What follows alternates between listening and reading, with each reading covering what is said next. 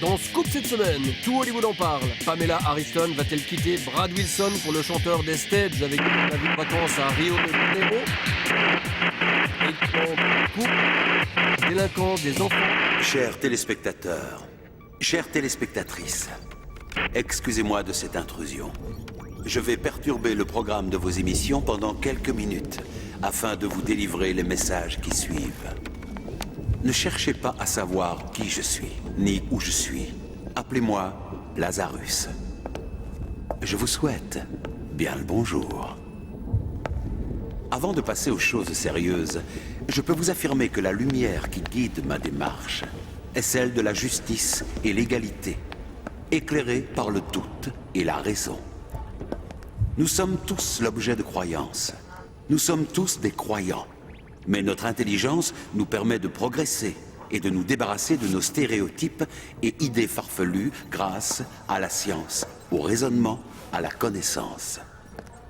Prenons un exemple simple, les miracles religieux. À Lourdes, par exemple, 6 millions de pèlerins se ruent chaque année en espérant souvent des guérisons en tout genre. Et cela a fonctionné 68 fois en 150 ans. Comment analyser ces miracles d'un point de vue rationnel? Si l'on place tous ces miracles reconnus par l'Église sur un graphique, on voit que leur nombre diminue de manière très visible dans le temps. Il y en a de moins en moins au fur et à mesure de l'évolution de nos connaissances médicales, et il y a fort à penser que la plupart des miracles anciens s'expliqueraient scientifiquement aujourd'hui. Il en va de même dans la psychokinèse, la faculté de soulever par exemple des objets par la pensée. Nos ancêtres pensaient que c'était possible pour des charges très lourdes comme des statues de pierre. Puis on l'a cru, mais pour des charges de moins en moins lourdes au fur et à mesure que le temps est passé et que nous sommes devenus moins crédules. Mais revenons à Lourdes. L'Église reconnaît pour ces 150 dernières années 4 guérisons miraculeuses. Cela nous donne un taux d'une guérison pour 250 000 visiteurs malades passés par la grotte. Mais il se fait qu'à l'hôpital également, il y a des guérisons non expliquées ou encore mal expliquées par la science. On en a relevé 1550 entre 1864 et 1992. Rapporté au nombre de malades hospitalisés, cela nous donne un taux de 1 pour 300 000. Presque autant qu'à Lourdes. Mais le hasard de ces guérisons n'affecte pas tous les hôpitaux de la même façon. Certains sont plus chanceux que d'autres. Les résultats hospitaliers donnent un résultat en forme de cloche autour de la moyenne. Certains hôpitaux ne comptent aucune guérison non expliquée, alors que d'autres en comptent plusieurs. Or, les résultats de Lourdes tombent dans les résultats de ce graphique des hôpitaux. Autrement dit, d'un point de vue statistique, il ne se passe rien à Lourdes. Il arrive qu'un malade guérisse de manière surprenante, mais pas plus que dans les hôpitaux. Je vois que nous avons réussi à joindre le professeur Henry Brock. Il est physicien et spécialiste de la zététique, l'étude des phénomènes dits paranormaux. Nous allons voir ce qu'il en dit. Professeur Brock, c'est un honneur de vous voir et de vous entendre. J'ai donné quelques informations à propos des miracles de Lourdes. Est-ce que vous pouvez nous en dire plus sur ces phénomènes? Ce qu'on peut dire, c'est que le nombre de guérisons miraculeuses à 100 ans revendiquées à Lourdes chute vraiment très très rapidement. C'est-à-dire que le paramètre réel pertinent au cours du temps, c'est la sophistication des moyens de contrôle. C'est-à-dire qu'au fur et à mesure que la médecine et le diagnostic médical a fait des progrès, on s'est rendu compte que ce qui était revendiqué comme étant quelque chose de soi-disant incurable, etc., mais en fait ça l'est, et quelquefois c'est même par des effets psychosomatiques que ça peut guérir, quoi. Donc au cours du temps, le nombre de miraculés diminue fortement, quoi. Est-ce que vous avez une idée de la manière dont les guérisons sont reconnues comme miracles ou non par l'Église catholique? Alors, la manière dont les miracles sont reconnus. Alors, comment ça se passe? Quand il y a quelqu'un qui pense avoir... Quelqu'un va à Lourdes, se baigne par exemple dans les piscines, ou visite la grotte, etc., ou va assister à une messe, la personne a l'impression de ressentir... Enfin, elle ressent quelque chose, elle est guérie, elle se prétend en tout cas guérie. Il faut que la maladie soit grave, il faut qu'elle soit répertoriée par la médecine, connu et répertorié par la médecine, de manière qu'il n'y ait pas d'ambiguïté. Il faut que la guérison ait été instantanée, subite, vraiment, tac, vraiment la personne arrive à Lourdes et puis elle guérit vraiment instantanément. Et il faut que la guérison soit parfaite et définitive. Ça, c'est vraiment des points importants. Si on s'aperçoit ensuite qu'il y avait eu un petit problème au niveau du diagnostic ou quoi, le Vatican n'a aucune structure pour démiraculer quelqu'un. Donc ça montre bien qu'on est vraiment en dehors de tout système qui serait scientifique, puisque la science, par définition, c'est un processus autocorrectif de recherche. Et là, dans la soi-disant recherche de la validité ou non d'un miracle, il n'y a pas de correction possible. Si l'évolution médicale est suffisante et permet d'expliquer des soi-disant miracles anciens, ils ne sont pas retirés, ils restent dans la liste quand même, et puis ça continue justement à faire l'effet médiatique pour les sanctuaires de Lourdes. La souffrance des gens, c'est un capital énorme pour Lourdes, finalement. Professeur, quelle leçon plus générale peut-on tirer de l'analyse de ces miracles? Un miracle, il a nécessairement besoin d'une preuve plus qu'ordinaire, et ça on peut l'expliciter. Et le deuxième point, c'est pas aux scientifiques sceptiques, disons, de démontrer qu'un miracle n'existe pas, mais c'est aux tenants des miracles, donc en particulier les gars du sanctuaire de Lourdes, de prouver leur miracle. Merci, professeur, de nous avoir éclairé de vos lumières. Je ne peux que vous recommander la lecture des ouvrages de Henri Brock. Je voudrais maintenant vous présenter quelqu'un qui a des révélations à nous faire. Comme vous allez le voir, cette personne ne peut nous révéler son visage ni son identité. Il s'agit d'un insider, un témoin de l'intérieur. Bonjour, cher insider. Tout d'abord, merci d'être venu jusqu'ici avec les yeux bandés. Vous comprenez bien que ce lieu doit rester secret. Qui êtes-vous exactement?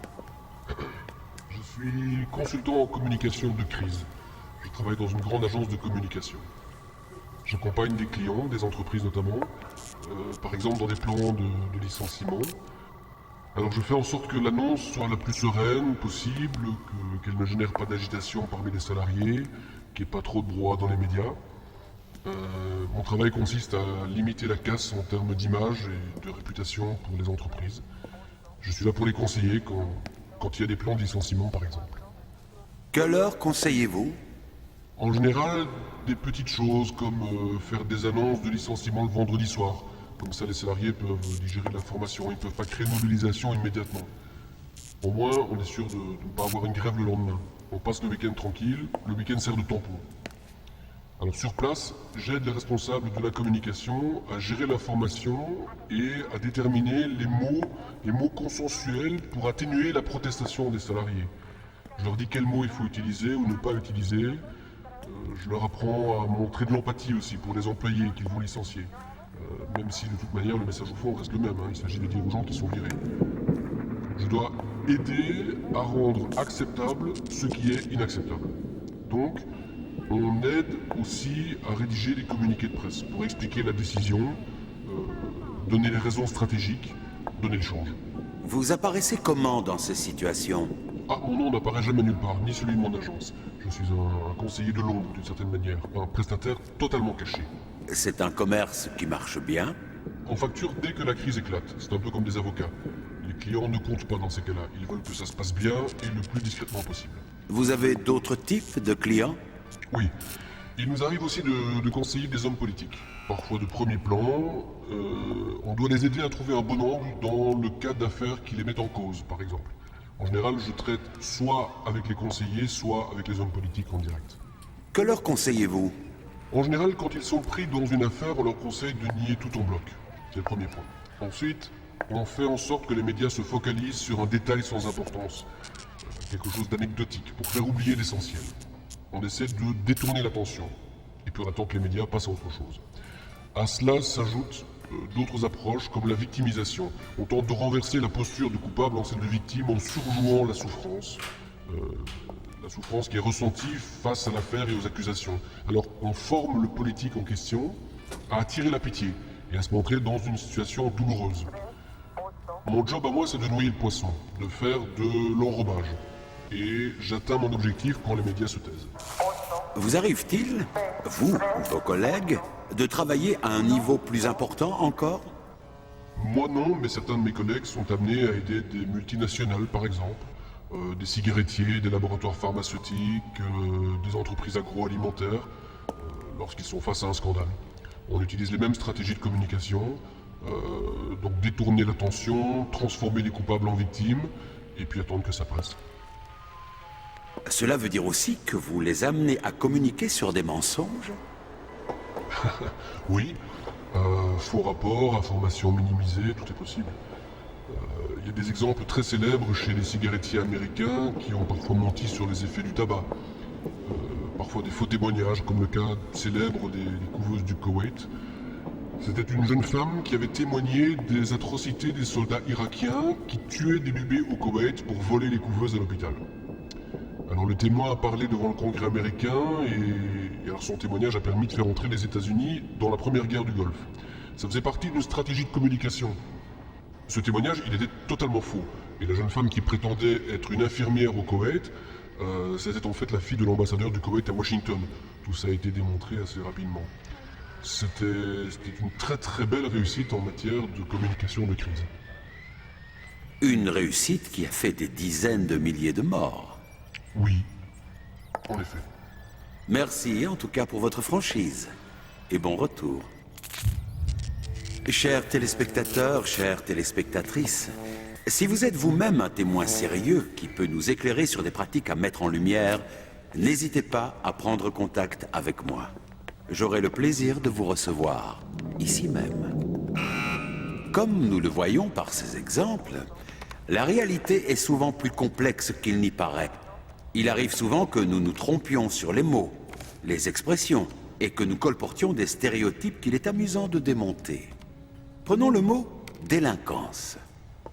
À quoi pensez-vous quand on le prononce? Sans doute au petit voleur, au petit délinquant qui a une image bien stéréotypée.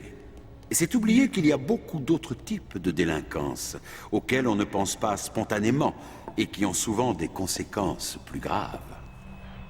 Et parmi les crimes et délits, on trouve par exemple le proxénétisme, les cambriolages, les vols à main armée, les faits de dégradation, les agressions sexuelles, les viols, les stupéfiants, les escroqueries aux cartes bancaires et beaucoup d'autres choses. Mais ces chiffres peuvent être trompeurs. Par exemple, si l'on regarde le chiffre des viols, les enquêtes montrent qu'une victime porte plainte seulement une fois sur 10. Il y en a donc beaucoup plus que ce que nous en disent les chiffres officiels.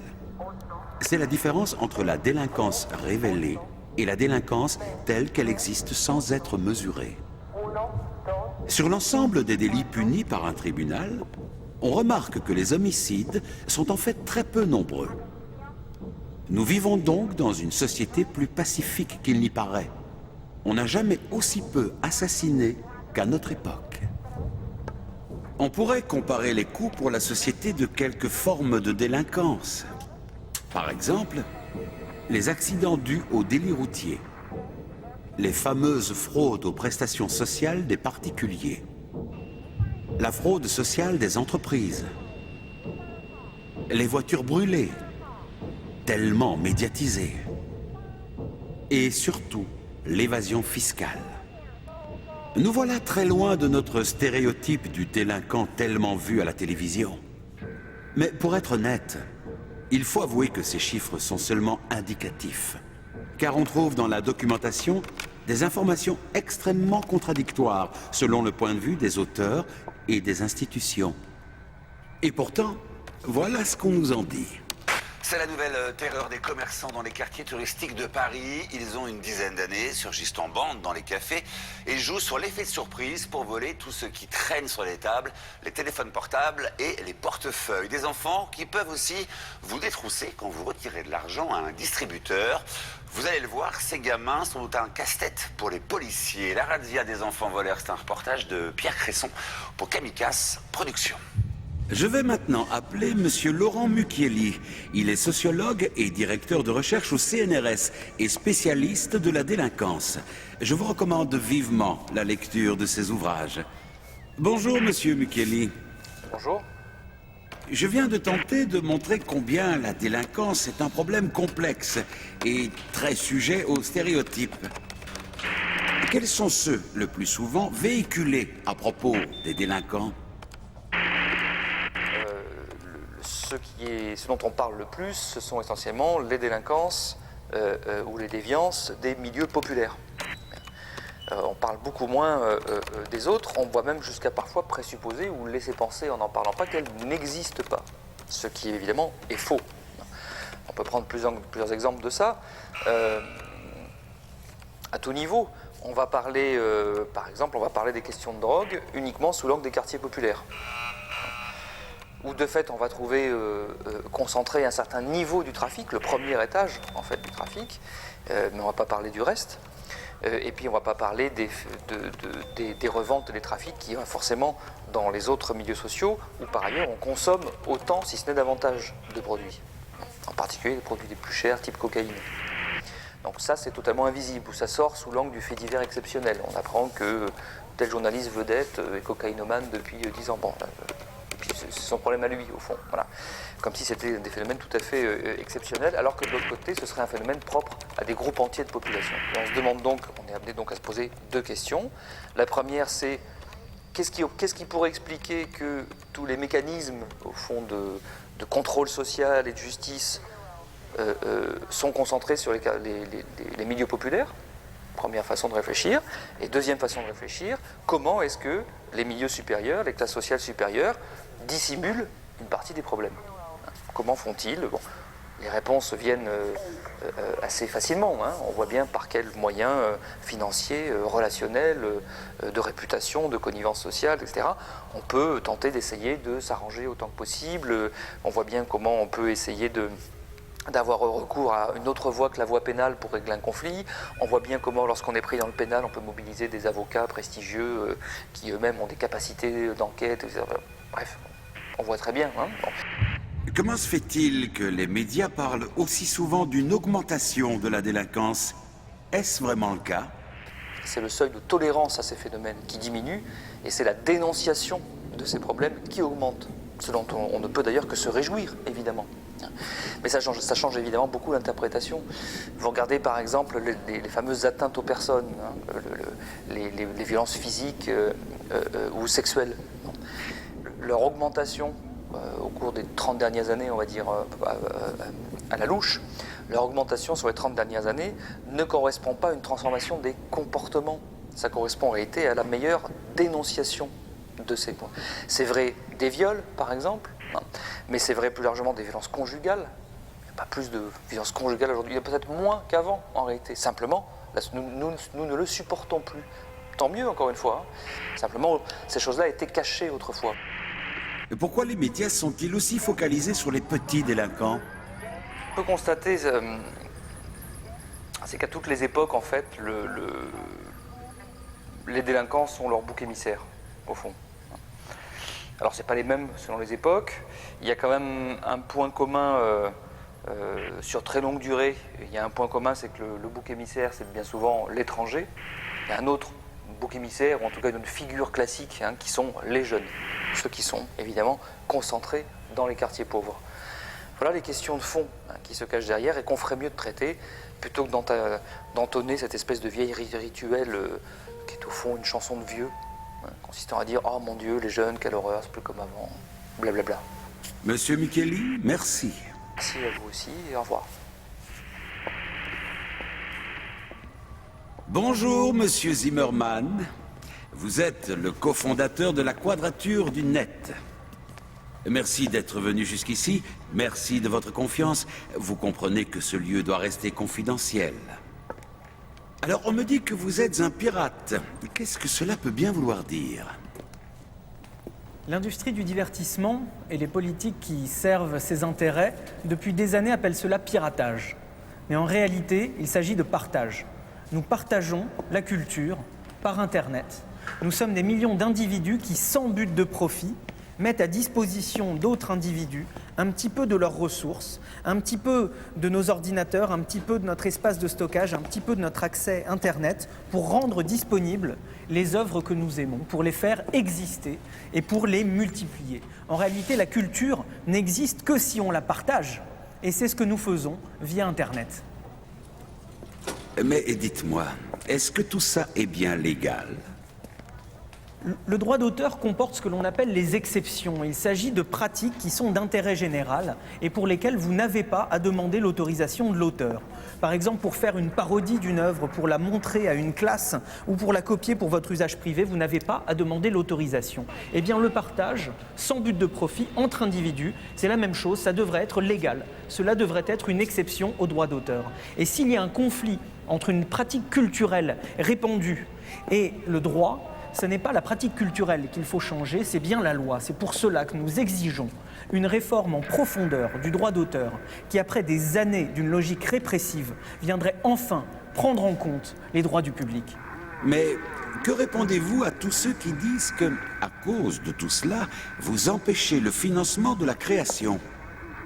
La question du financement de la création est évidemment essentielle. Et si l'on y regarde de près, on verra que l'on n'a jamais autant créé qu'aujourd'hui. Il n'y a jamais eu autant de musique, autant de films produits, et il n'y a jamais eu autant de modèles économiques expérimentés grâce à Internet. Ce sont des plateformes de cofinancement dans lesquelles le public va directement financer les œuvres qu'il aime, qui récoltent des centaines de millions d'euros chaque année aujourd'hui. Ce sont les dépenses pour les produits culturels des Français qui augmentent de façon constante depuis des années.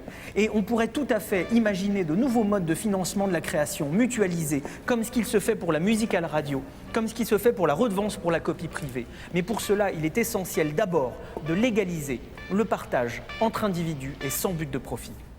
Tout cela est très intéressant. Est-ce que vous pourriez peut-être nous montrer comment faire quand on veut partager des œuvres sur Internet ?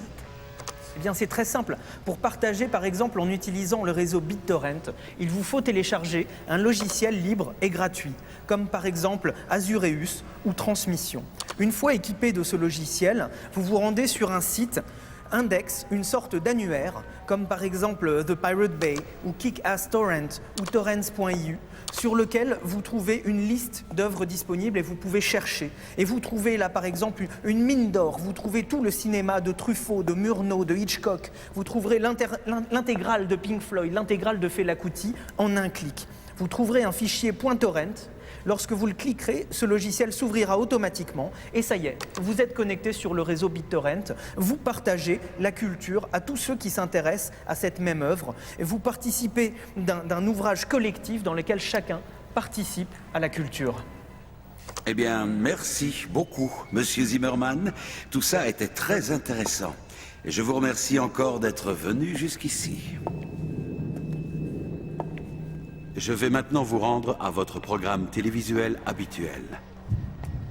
Encore toutes mes excuses pour ce piratage des idées reçues.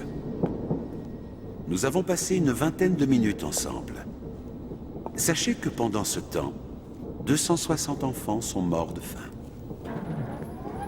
16 millions d'euros de vente d'armes ont été réalisés.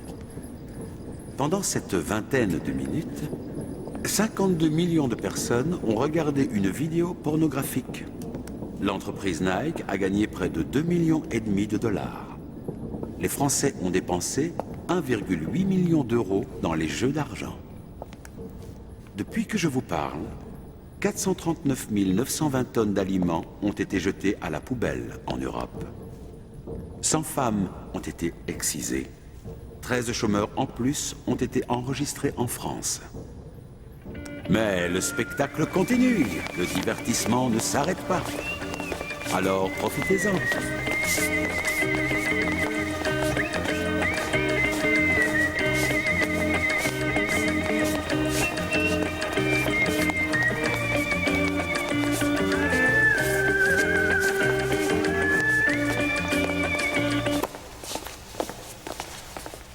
Tant que cela dure, je suis certain que vous me retrouverez facilement sur la toile et sur les réseaux sociaux.